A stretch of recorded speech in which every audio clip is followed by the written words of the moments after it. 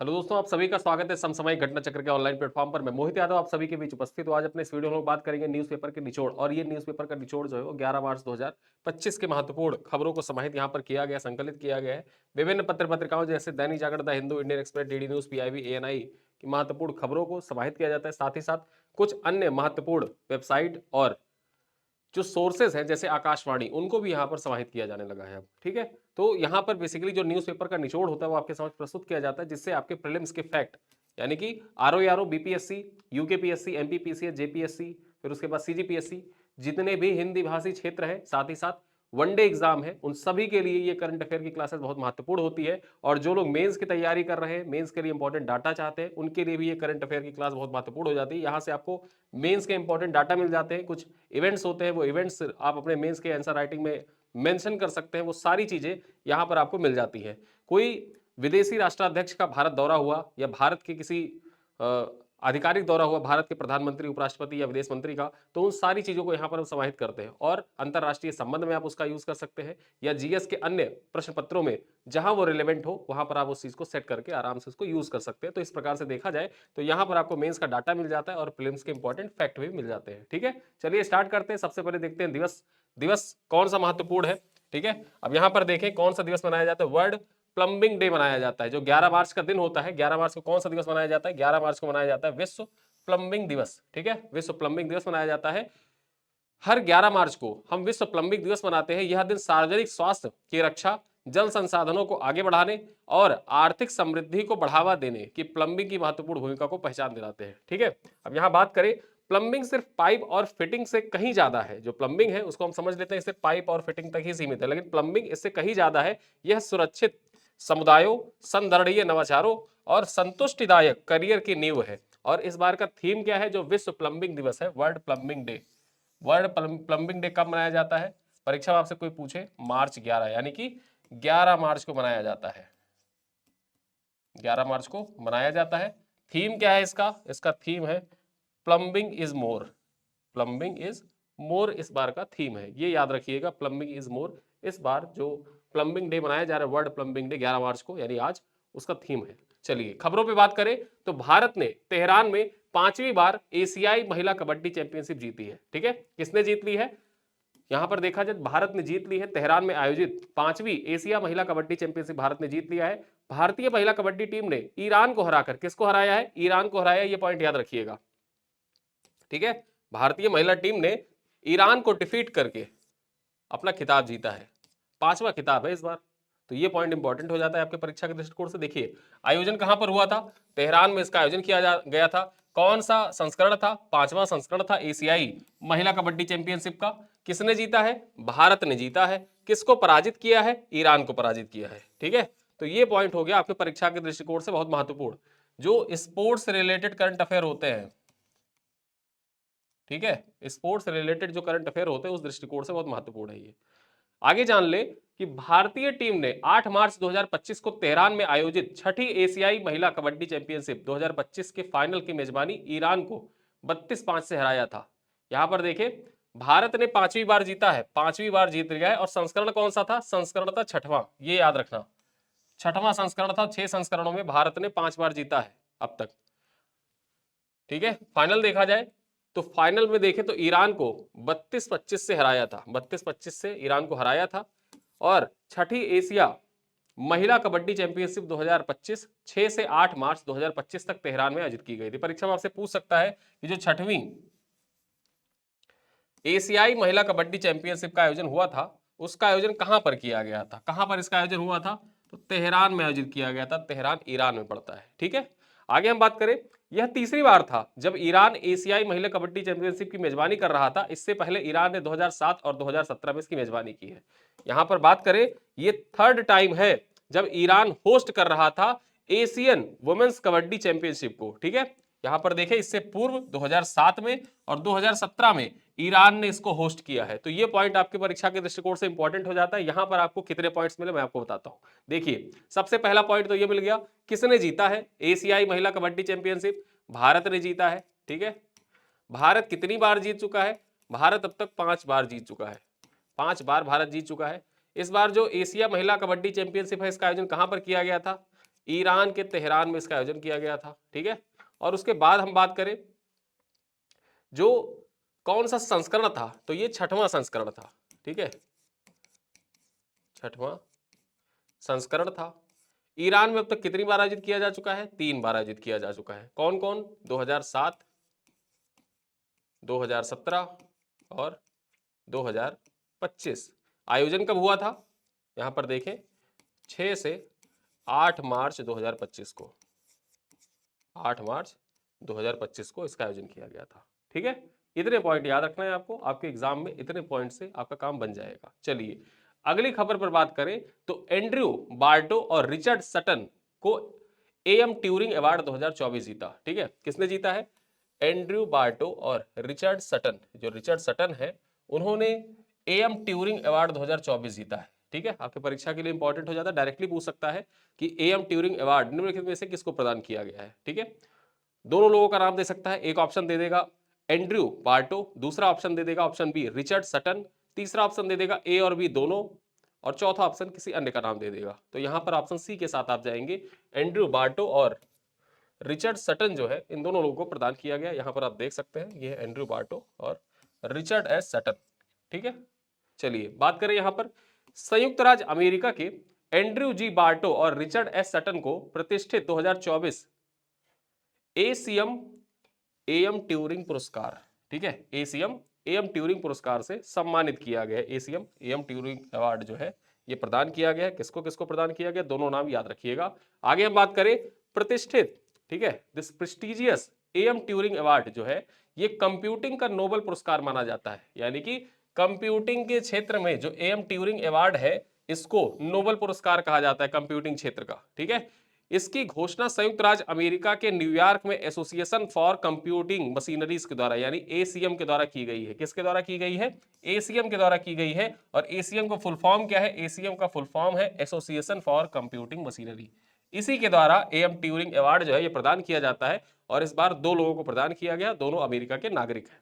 आगे हम बात करें दोनों विजेता गूगल द्वारा प्रायोजित 1 मिलियन की पुरस्कार राशि साझा करेंगे। यहां पर गूगल के द्वारा 1 मिलियन की पुरस्कार राशि प्रदान की जाएगी जो इन दोनों लोगों में बराबर बराबर बांटी जाएगी। मतलब आधा मिलियन एक लोग के पास जाएगा, आधा मिलियन दूसरे के पास जाएगा, ठीक है।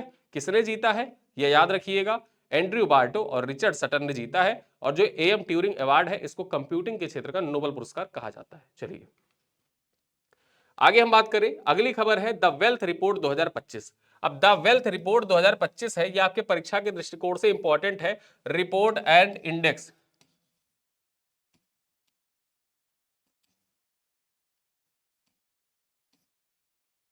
रिपोर्ट एंड इंडेक्स के सेक्शन से, ठीक है। यहां पर हम बात करें मार्च 2025 में लंदन स्थित विश्व संपत्ति परामर्श फर्म नाइट फ्रैंक ने, ठीक है, अपनी 19वीं द वेल्थ रिपोर्ट 2025 जारी की जिसमें वैश्विक धन वितरण का विश्लेषण किया गया है।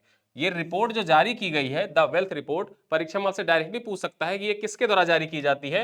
ये नाइट फ्रैंक के द्वारा जारी की जाती है। और नाइट फ्रैंक जो फर्म है वो किस देश में स्थित है? वो लंदन में स्थित है यानी ब्रिटेन में स्थित है। तो ये आप जाने रहिएगा जो नाइट फ्रैंक है वो फर्म कहां पर अवस्थित है? वो अवस्थित है ब्रिटेन में, ब्रिटेन के लंदन में अवस्थित है। और इसी जो नाइट फ्रैंक के द्वारा ही द वेल्थ रिपोर्ट 2025 जारी किया गया है जिसमें वैश्विक धन वितरण है इसका विश्लेषण प्रस्तुत किया जाता है, ठीक है, डिस्ट्रीब्यूशन प्रस्तुत किया जाता है, एनालाइज किया जाता है।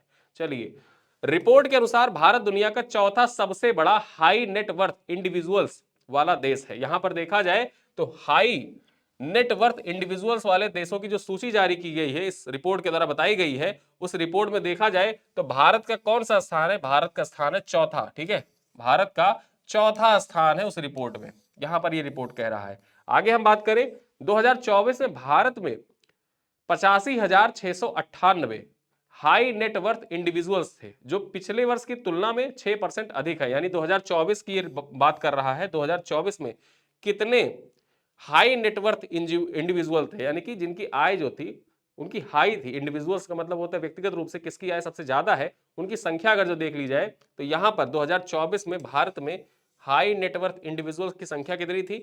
85,698 थी जो पिछले साल यानी कि 2023 की तुलना से 6% अधिक है, 6% अधिक है यहां पर, ठीक है, तो ये बात कही जा रही है। अब यहाँ वैश्विक हाई नेटवर्थ इंडिविजुअल्स वृद्धि दर की बात कर ले, क्या है बेसिकली ये, तो रिपोर्ट के अनुसार हाई नेटवर्थ इंडिविजुअल्स को वह व्यक्ति माना गया है जिनके पास कम से कम 1 मिलियन अमेरिकी डॉलर का निवेश योग्य संपत्ति है।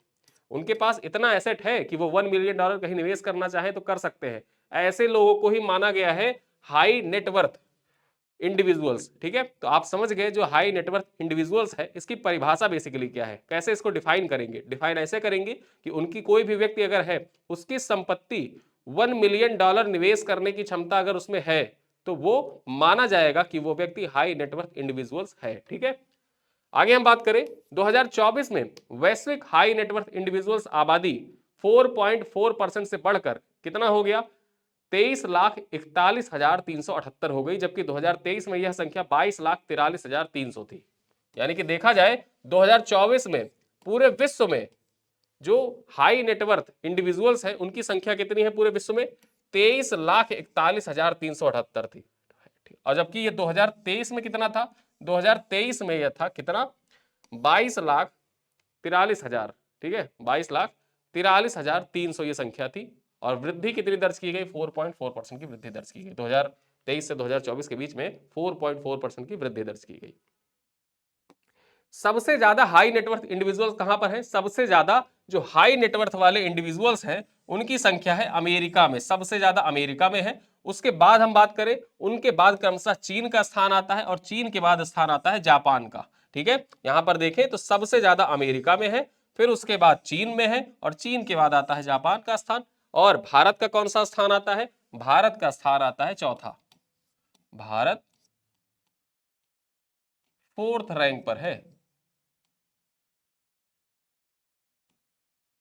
ठीक है, भारत का स्थान कौन सा है, चौथा। तो यहां पर मुझे उम्मीद है आप समझ गए होंगे इस बात को। आगे हम बात करें, रतन टाटा के नाम पर जानी जाएगी असम की इलेक्ट्रॉनिक सिटी। जो असम में इलेक्ट्रॉनिक सिटी स्थापित की जा रही है वो किसके नाम पर जानी जाएगी, वो जानी जाएगी रतन टाटा के नाम पर। यहां बात करें तो असम सरकार ने एक महत्वपूर्ण निर्णय लिया है और जगी रोड इलेक्ट्रॉनिक सिटी, यहां पर जो जगी रोड इलेक्ट्रॉनिक सिटी है इसका नाम परिवर्तित कर दिया। ठीक है, अब यहां पर इसका नाम परिवर्तित करके किसके नाम पर रखा जाएगा, ये रतन टाटा इलेक्ट्रॉनिक सिटी के नाम पर रखा जाएगा। रतन टाटा के नाम पर जो जगी रोड इलेक्ट्रॉनिक सिटी है इसका नाम क्या रखा जाएगा, जगी रोड इलेक्ट्रॉनिक सिटी का नाम रखा जाएगा रतन टाटा इलेक्ट्रॉनिक सिटी। ठीक है, और इसी से रिलेटेड कल मैंने आपको बताया था जो बेंगलुरु सिटी कॉलेज है उसका नाम परिवर्तित कर दिया गया, और बेंगलुरु सिटी कॉलेज का नाम किसके नाम पर रखा जाएगा ये आप कमेंट करके बताइएगा, कल मैंने आपको बताया था। आगे हम बात करें, असम के मुख्यमंत्री हेमंत विश्व शर्मा ने इस घोषणा को सार्वजनिक किया है। इस कदम का उद्देश्य क्या है, इस कदम का उद्देश्य असम में उद्योगपति रतन टाटा के योगदान को सम्मानित करना है, जिन्होंने टाटा समूह के माध्यम से राज्य के औद्योगिक और आर्थिक विकास में अहम भूमिका निभाई है। ठीक है, और यहां पर देखा जाए असम वैभव पुरस्कार, पहला असम वैभव पुरस्कार जो था, असम वैभव, असम वैभव पुरस्कार पहला किसको दिया गया था, रतन टाटा को ही दिया गया था। और रतन टाटा के सम्मान में ही असम के द्वारा जो इनका जगी रोड इलेक्ट्रिक सिटी बनाई जा रही है उसका नाम रतन टाटा इलेक्ट्रॉनिक सिटी रखी जाएगी। ठीक है, चलो आगे बात कर ले। इस घोषणा से टाटा समूह और असम के गहरे औद्योगिक और आर्थिक संबंधों को भी उजागर किया गया। यह निर्णय फरवरी 2025 में आयोजित एडवांटेज असम 2.0 इन्वेस्टमेंट समिट के दौरान लिया गया था। यहां पर यह पॉइंट इंपॉर्टेंट है। ठीक है, एडवांटेज असम 2.0 इन्वेस्टमेंट समिट के दौरान ही यह फैसला लिया गया था और इसका उद्घाटन किसके द्वारा किया गया था, उद्घाटन पीएम मोदी के द्वारा किया गया था।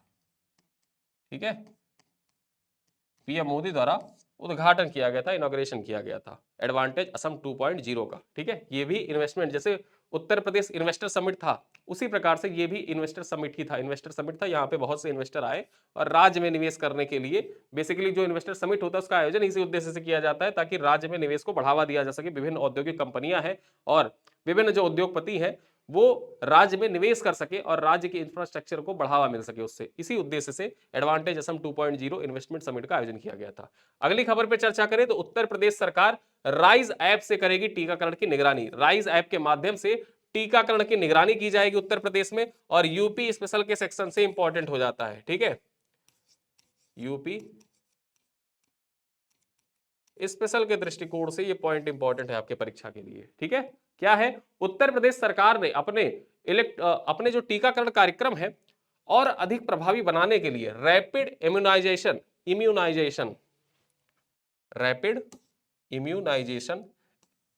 स्किल एनहांसमेंट ऐप लॉन्च किया है। ठीक है, रैपिड इम्यूनाइजेशन स्किल एनहांसमेंट, और इसी को शॉर्ट में आप क्या कहते हैं, राइज कहते हैं, राइज ऐप।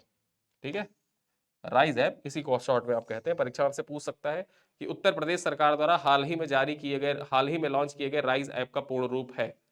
राइज का पूर्ण रूप जरूर याद रखिएगा, एग्जाम में पूछा जा सकता है, ये आपके परीक्षा के दृष्टिकोण से इंपॉर्टेंट है।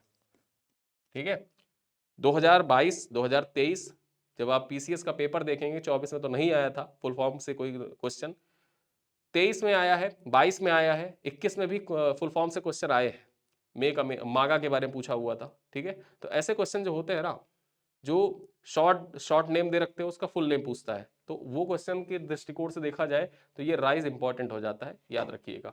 यहां हम बात करें तो यह डिजिटल प्लेटफॉर्म स्टाफ नर्सों, सहायक नर्स, मिडवाइफ और सहायक स्वास्थ्यकर्ता जो कार्यकर्ता होते हैं उनके लिए विकसित किया गया है, जिससे वे बच्चों के नियमित टीकाकरण की निगरानी और प्रबंधन अधिक कुशलता से कर सकें।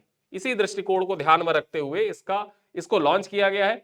आगे हम बात करें, इस पहल का उद्देश्य टीकाकरण कवरेज को बढ़ाना, टीकाकरण से हिचकिचाने वाले परिवारों की पहचान करना और समुचित टीकाकरण को सुनिश्चित करना। मतलब टीकाकरण को बढ़ावा देने के उद्देश्य से ही इस ऐप को लॉन्च किया गया है। जो लोग टीकाकरण से बचते हैं उनकी पहचान करना भी इस ऐप का मुख्य उद्देश्य है। डाटा होगा, सारा पूरा आपका डाटा यहाँ पर समाहित किया जाएगा, समेकित किया जाएगा, जिससे पता चलेगा कि किस परिवार ने टीकाकरण करवाया या किस परिवार ने टीकाकरण नहीं करवाया है। यह ऐप पारंपरिक प्रशिक्षण पद्धतियों को डिजिटल शिक्षण में बदलकर टीकाकरण की सुरक्षा और प्रभावशीलता को बढ़ाने का भी कार्य करेगा। ठीक है, तो ये पॉइंट आपके परीक्षा के दृष्टिकोण से इंपॉर्टेंट है। क्यों इस ऐप को लॉन्च किया गया, उद्देश्य और इसके मूलभूत तथ्य क्या होंगे, वो सारी बातें मैंने आपके समक्ष रख दी। अगली खबर में बात करें तो भारत खरीदेगा T-72 टैंकों के लिए रूसी इंजन। यहां पर देखा जाए 1000 हार्स पावर के रूसी इंजन खरीदे जाएंगे। इसके लिए समझौते ज्ञापन पर हस्ताक्षर किया गया है। भारत ने रूस की सरकारी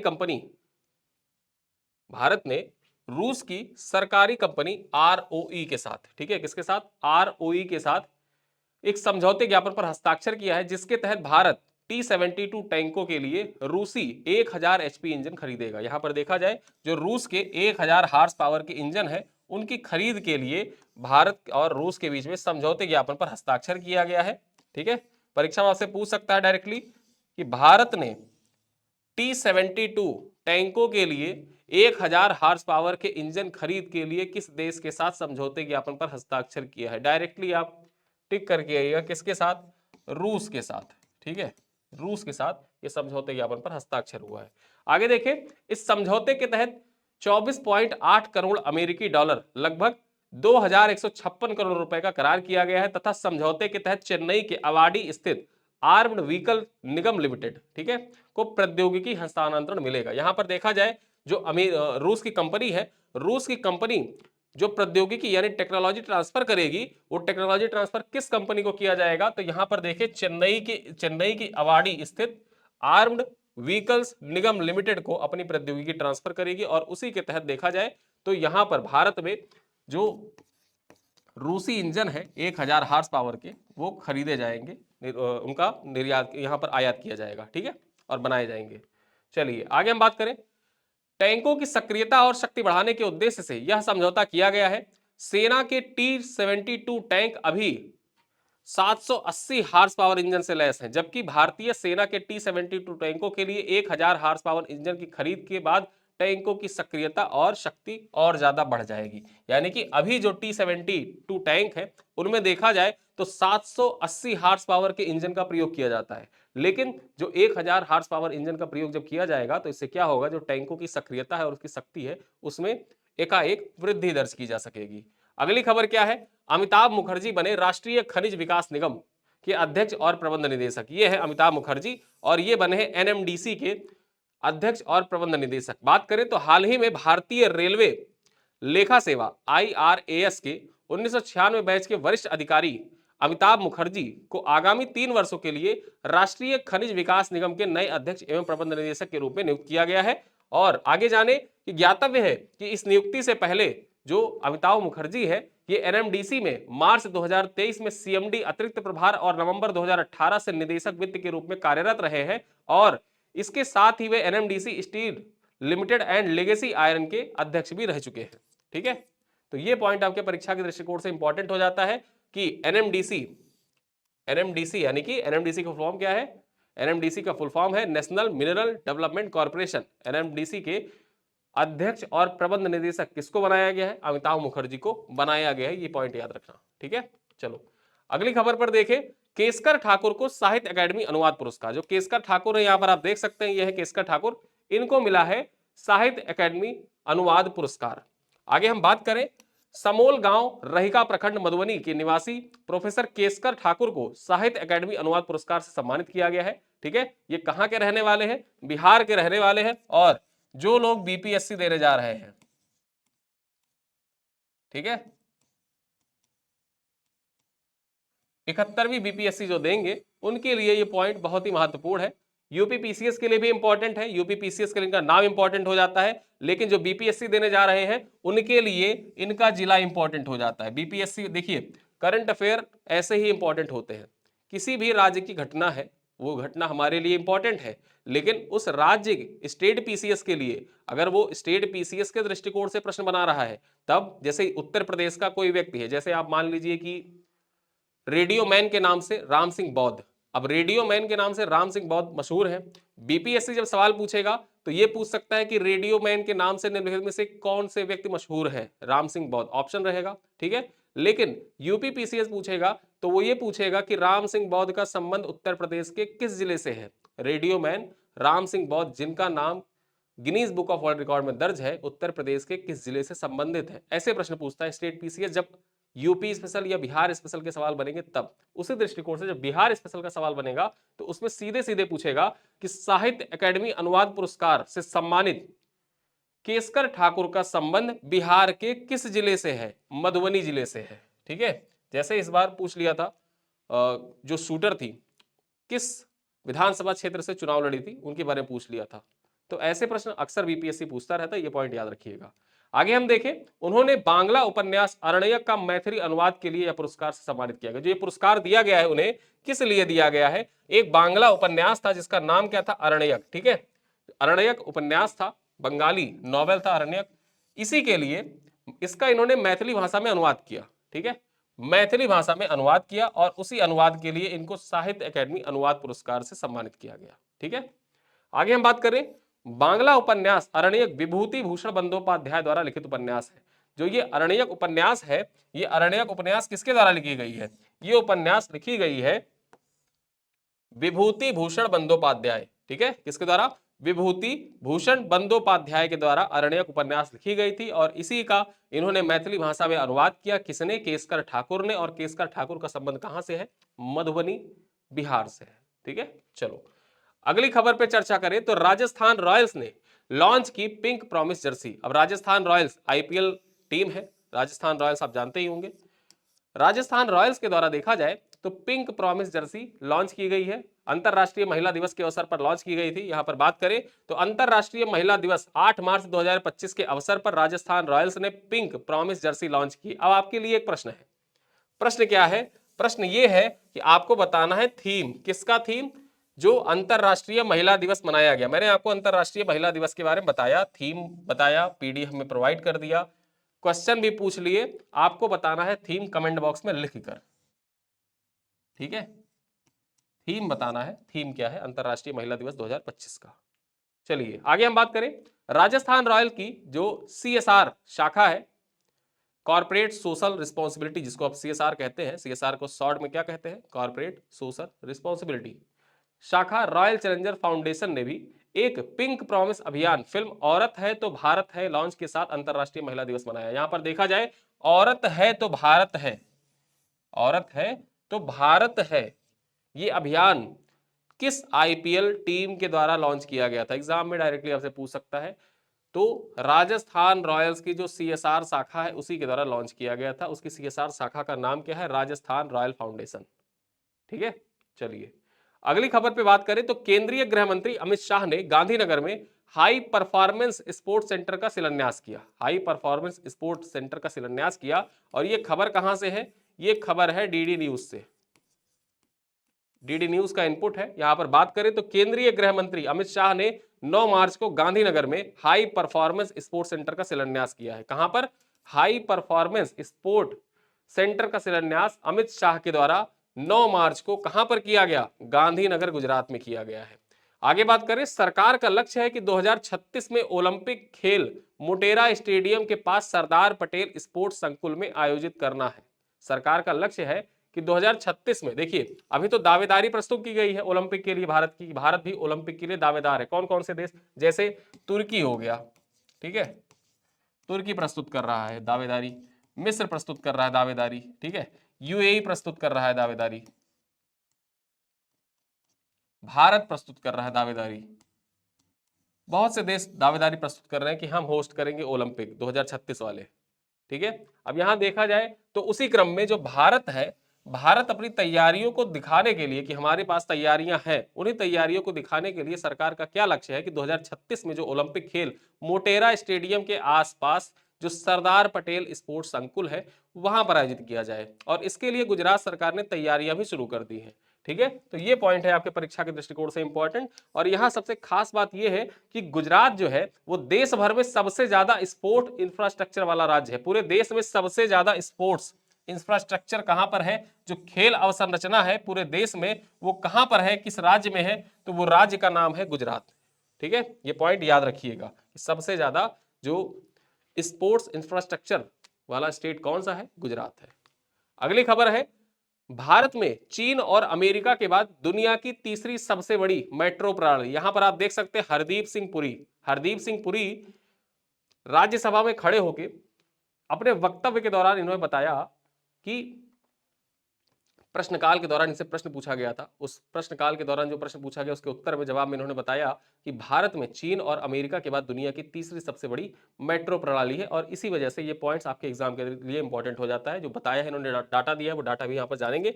भारत में चीन और अमेरिका के बाद दुनिया की तीसरी सबसे बड़ी मेट्रो प्रणाली है। वर्तमान में देश भर में 23 शहरों में 1000 किलोमीटर से अधिक लंबे मार्गों पर मेट्रो रेल संचालित हो रही है। कितने शहरों में? 23 शहरों में 1000 किलोमीटर से लंबी मेट्रो रेल लाइन संचालित हो रही है भारत में। अब यहां बात करें, 989 किलोमीटर मेट्रो लाइन निर्माणाधीन है और पूरा होने पर मेट्रो नेटवर्क जो है ये 29 शहरों तक फैल जाएगा। अभी कितना? अभी 23 शहरों में फैला हुआ है, लेकिन जब जो ये 989 किलोमीटर मेट्रो लाइन निर्माणाधीन है, ये भी बनके जब तैयार हो जाएगा उसके बाद क्या होगा कि मेट्रो नेटवर्क जो है ये 29 शहरों तक फैल जाएगा, ठीक है। तो ये पॉइंट इंपॉर्टेंट है। हरदीप सिंह पुरी के द्वारा राज्यसभा में प्रश्नकाल के दौरान पूछे गए प्रश्न के जवाब में अपना उन्होंने जब उत्तर बताया तो उत्तर में उन्होंने ये डाटा दिया था और ये डाटा ही आपकी परीक्षा के लिए इंपॉर्टेंट है। जो अवसंरचना विकास से संबंधित जीएस पेपर 3 में जब आप प्रश्न का उत्तर लिख रहे हो वहां पर इस डाटा को कोट कर सकते हैं, ठीक है। चलिए अगली खबर पे बात करें तो साबुन, डिटर्जेंट और सौंदर्य प्रसाधन पर 7वें अंतरराष्ट्रीय सम्मेलन, जो 7वां अंतरराष्ट्रीय सम्मेलन है इसके बारे में जान लेते हैं। सोप, डिटर्जेंट एंड कॉस्मेटिक्स पर इसका आयोजन किया गया था। यहां पर बात करें तो 10 मार्च को नई दिल्ली में साबुन, डिटर्जेंट और सौंदर्य प्रसाधन पर 7वें अंतरराष्ट्रीय सम्मेलन का आयोजन किया गया। देखिए अनोखा सा सम्मेलन है, लेकिन अब ये सम्मेलन है, अंतरराष्ट्रीय स्तर का सम्मेलन है, भारत के केंद्रीय मंत्री जा रहे हैं उसका उद्घाटन करने के लिए, मुख्य अतिथि के तौर पर जा रहे हैं, तो इस वजह से ये पॉइंट इंपॉर्टेंट हो जाता है आपके लिए। ऐसे ही जो सम्मेलन इत्यादि होते हैं ना, अब आयोग का ध्यान इन सब पे ज्यादा रहता है। ब्रिक्स हो गया, फिर उसके बाद G7 हो गया, G20 हो गया, तो सब पढ़ रहे हैं। और ये इनपुट है कहां का? ये इनपुट है आकाशवाणी का, आकाशवाणी का इनपुट है ये, आकाशवाणी की खबर है, वहां से खबर ये आपके लिए प्रस्तुत की जा रही है। 10 मार्च को नई दिल्ली में साबुन, डिटर्जेंट और सौंदर्य प्रसाधन पर 7वें अंतरराष्ट्रीय सम्मेलन का आयोजन किया गया।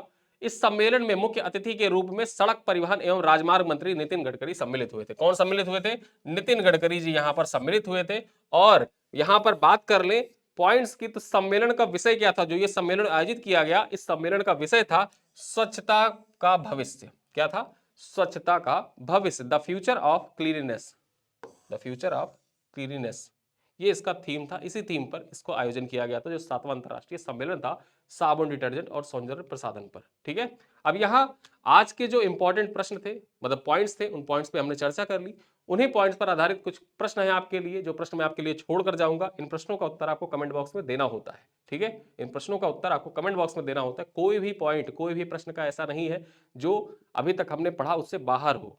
इसी वजह से इन प्रश्नों को मैं आपके लिए छोड़ता हूं, ताकि आप इन प्रश्नों का उत्तर दें, क्योंकि अभी तक जो 29 मिनट 30 मिनट आपने पढ़ा, जो भी पढ़ा उसका उत्तर अब आपको देना है। बताइए, पहला प्रश्न है, छठी एशिया महिला कबड्डी चैंपियनशिप 2025 में भारत ने किस टीम को हराकर खिताब जीता है? कौन सी टीम को हराया है? बांग्लादेश, ईरान, पाकिस्तान, दक्षिण कोरिया। प्रश्न नंबर 2 है, एशियाई महिला कबड्डी चैंपियनशिप 2025 की मेजबानी किस देश ने की है? भारत, जापान, ईरान या चीन। प्रश्न संख्या 3 है, द वेल्थ रिपोर्ट 2025 के अनुसार भारत दुनिया का तीसरा सबसे बड़ा हाई नेटवर्थ इंडिविजुअल्स वाला देश है। पहला कथन कह रहा है। कथन 2 है, 2024 में वैश्विक हाई नेटवर्थ इंडिविजुअल्स की आबादी 4.4% से बढ़कर कितनी हो गई? 4.4% बढ़कर 23,41,378 हो गई। अब यहां आपको बताना है, स्टेटमेंट चुनना है। केवल कथन 1 सही है, केवल कथन 2 सही है, दोनों कथन सही है या दोनों कथन गलत है। कौन सा सही है आपको कमेंट करके बताना है। प्रश्न संख्या 4 क्या कह रहा है? भारत द्वारा T-72 टैंकों के लिए रूसी इंजन खरीदने के संबंध में निम्नलिखित कथनों पर विचार करें। भारत ने रूस की सरकारी कंपनी ROE के साथ 1000 HP इंजन खरीदने के लिए समझौते ज्ञापन पर हस्ताक्षर किया है। यह समझौता केवल भारतीय नौसेना के जहाजों की ताकत बढ़ाने के लिए किया गया है। ठीक है, अब यहां आपको बताना है विकल्प के अनुसार कि कौन सा कथन सही है। केवल कथन 1 सही है, केवल कथन 2 सही है, दोनों कथन सही है या दोनों कथन गलत है। कौन सा सही है आप बताइएगा। ठीक है, चलिए अंतिम क्वेश्चन, क्वेश्चन नंबर 5वां क्या कह रहा है? भारत में मेट्रो प्रणाली के संबंध में निम्नलिखित में से कौन सा कथन सही है? पहला कथन कह रहा है भारत के पास चीन अमेरिका के बाद दुनिया की तीसरी सबसे बड़ी मेट्रो प्रणाली है। कथन संख्या 2 कह रहा है वर्तमान में भारत में केवल 10 शहरों में मेट्रो रेल सेवा संचालित है। ठीक है, अब इसमें उत्तर कौन सा सही होगा यह आपको बताना है। केवल कथन 1 सही है, केवल कथन 2 सही है, दोनों कथन सही है या दोनों कथन गलत है। इन पांचों प्रश्नों का उत्तर आपको देना है कमेंट बॉक्स में। कोई भी प्रश्न ऐसा नहीं है जो आपको कंफ्यूज कर दे। बहुत आसान से प्रश्न पूछे जाते हैं आपकी नॉलेज को टेस्ट करने के लिए, और आपसे जो हमारा जुड़ाव है उसको सिर्फ फील करने के लिए कि आप हमसे जुड़े हैं, कमेंट में उत्तर दे रहे हैं, लगता है कि हाँ रेगुलर आप फॉलो कर रहे हैं चीजों को। ठीक है, इसी उद्देश्य से ये प्रश्न रखे गए हैं। आप कहते हैं कि सर इसका उत्तर, उत्तर देखिए सारे पॉइंट्स मैंने आपको यहां पर बता दिया। जैसे जब आप देखेंगे चीन के बाद प्रणाली, ठीक है, ये सारे पॉइंट्स मैंने बता दिए, कितने शहर की शामिल है, ये सारे पॉइंट्स मैं आपको बता देता। उन्हीं पॉइंट्स को उठा के मैं क्वेश्चन बना देता। अब उन क्वेश्चनों का उत्तर आपको कमेंट बॉक्स में इसलिए देने के लिए कहता कि मैंने पॉइंट्स बता दिए, आप क्वेश्चन का उत्तर दे दीजिए। इसी के साथ जो क्विज होती है वो हमारे ऐप पर लगातार लगती रहती है। डेली करंट अफेयर की जो क्लास होती है, क्लास के बाद वहां पर क्विज लग जाती है, अगले दिन क्लास की पीडीएफ भी मिल जाती है। और पीडीएफ वगैरह प्राप्त करने के लिए आप हमारा जो पैकेज है उस पैकेज को भी ज्वाइन कर सकते हैं। वीडियो लेक्चर, पीडीएफ और टेस्ट पैकेज, ये हमारा मार्च 2025 का ये पेड पैकेज है। मैं आपको बता दूं, वीडियो लेक्चर तो हमारा यूट्यूब पर फ्री है। ठीक है, वीडियो लेक्चर यूट्यूब पर फ्री है। और इसका पेड पैकेज जो है, पेड पैकेज में आपको क्या क्या फायदा मिलता है? सबसे पहले अगर आप पेड पैकेज ज्वाइन करते हैं तो वीडियोस तो आपको मिल ही जाता है, जो क्लास पीपीटी होती है, ठीक है, क्लास पीपीटी होती है, ये भी हमारे ऐप पर मिल जाती है। वही ऐप पर आपको तुरंत तत्काल 10 MCQ टेस्ट भी मिल जाता है। ठीक है, फिर उसके बाद क्या मिलता है? उसके बाद आपको मिलेगी जो डेली पीडीएफ है, डेली पीडीएफ, प्रिंटेबल पीडीएफ आपको मिल जाती है। साथ ही साथ देखा जाए पूरे महीने के एंड में आपको एक कंबाइंड पीडीएफ भी मिल जाती है। कंबाइंड पीडीएफ मिल जाती है पूरे महीने की एक साथ। ठीक है, कंप्लीट पीडीएफ मिल जाती है जिसको आप प्रिंट करा सकते हैं, आसानी से रिवीजन कर सकते हैं। और खास बात यह है कि ये सारी चीजें जो है ये दोनों भाषाओं में है, यानी कि हिंदी और इंग्लिश,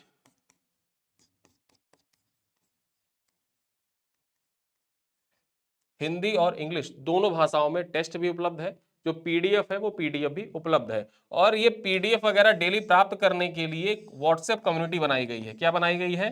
व्हाट्सएप कम्युनिटी बनाई गई है, जहां से आप जुड़ सकते हैं। और व्हाट्सएप कम्युनिटी पे जुड़ने के लिए जब आप हमारे इस पैकेज को ऐप से परचेज करेंगे या वेबसाइट से परचेज करेंगे, उसके बाद वही वेबसाइट पर हमारा हेल्पलाइन नंबर दिया है, आपको उस हेल्पलाइन नंबर पे कॉल करना है कि सर मैंने कोर्स ज्वाइन किया था और मुझे बैच जो पेड ग्रुप है उसमें ज्वाइन कर दीजिए।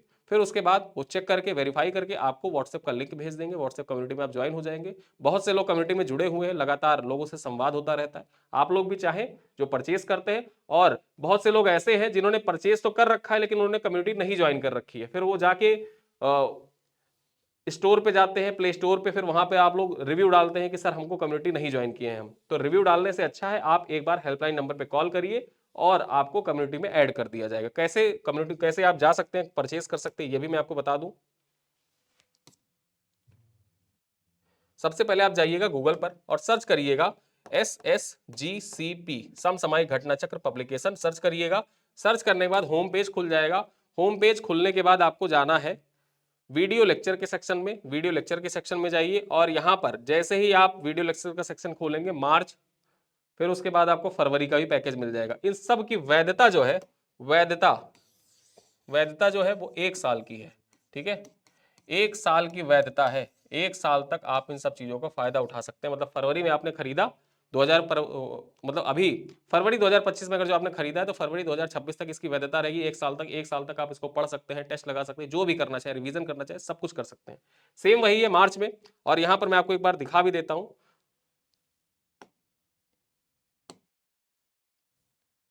देखिए, जैसे ये मार्च का पैकेज ओपन करते हैं, फिर उसके बाद लगातार यहाँ पर टेस्ट वगैरह लगे हुए हैं। ठीक है, यहाँ आप देखिए, जैसे वीडियो लेक्चर है, 1 मार्च वीडियो पीडीएफ टेस्ट, 2-3 मार्च वीडियो पीडीएफ टेस्ट। ये सारी चीजें जो आपको सुविधाएं हैं, जब आप बाय नाउ पर क्लिक करेंगे तो यहाँ आपको 25 रुपए में दिख जाएगा।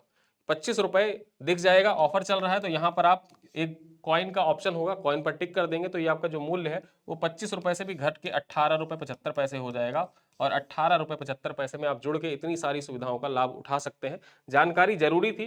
बहुत लोगों का फोन कॉल आ जाता है कि सर हमको ज्वाइन करना, लेकिन हम ज्वाइन नहीं कर पा रहे। तो ज्वाइन नहीं कर पा रहे, इसी वजह से ये वीडियो लास्ट में आपको बता दिया जाता है कि कैसे प्रोसेस है, कैसे ज्वाइन कर सकते हैं आप। ठीक है, तो इसी के साथ मैं इस वीडियो को यहीं पर समाप्त करता हूं। वीडियो कैसा लगा बताइएगा, कोई फीडबैक होगा, कमेंट होगा तो कमेंट बॉक्स में आप लिख सकते हैं। मिलते हैं अगले वीडियो में। और एक सूचना आपके लिए ये भी है कि होली के उपलक्ष्य में 2-3 दिन क्लासेस जो है हमारी ये स्थगित रहेंगी, और होली के बाद पुनः ये क्लासेस स्टार्ट हो जाएंगी, क्योंकि हमको भी थोड़ा सा कुछ काम है व्यक्तिगत, और इसी कारण से क्लासेस जो रहेंगी वो स्थगित रहेंगी 2-3 दिन। फिर 2-3 दिन बाद वापस से सारा करंट अफेयर जो है उसको एक साथ कवर करते हुए कंटिन्यू करेंगे। ठीक है, तब तक के लिए धन्यवाद। मिलते हैं होली के बाद। आप सभी को होली की ढेर सारी शुभकामनाएं।